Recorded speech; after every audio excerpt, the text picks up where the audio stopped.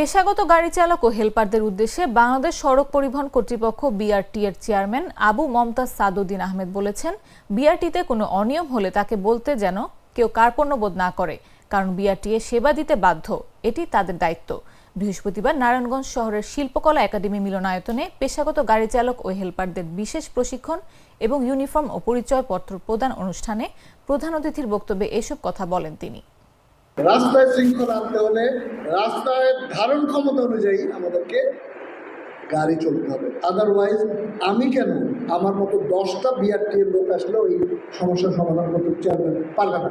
অনেক গাড়ি আছে যাদের মালিকদের সম্মানিত মালিক একটা মাত্র গাড়ি, যে গাড়ি দিয়ে তার সংসার চলে, সে গাড়ির ভাড়া দিয়ে তার সংসার চলে, তারাও তো সমাজের একটি অংশ, আপনি তাদেরকে তো বাদ দিতে পারবেন না। আমরা চাচ্ছি একটা সুন্দর সমাধান।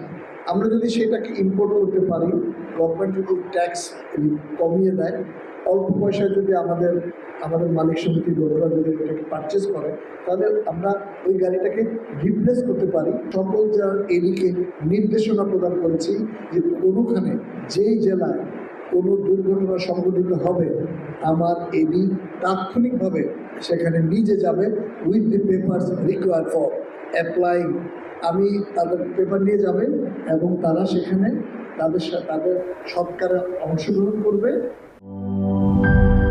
লাল সবুজের দেশে নতুন রঙের বেশে ঘরে বাহিরে সাজানো বলকে রেইনবো রেইনবো রেইনবো পেইন্টস রে সাশ্রয়ী দামে দেয়াল রাঙায় রেইনবো সবার রং সবার ঘরে ঘরে rainbow Rainbow Paints, the color of joy.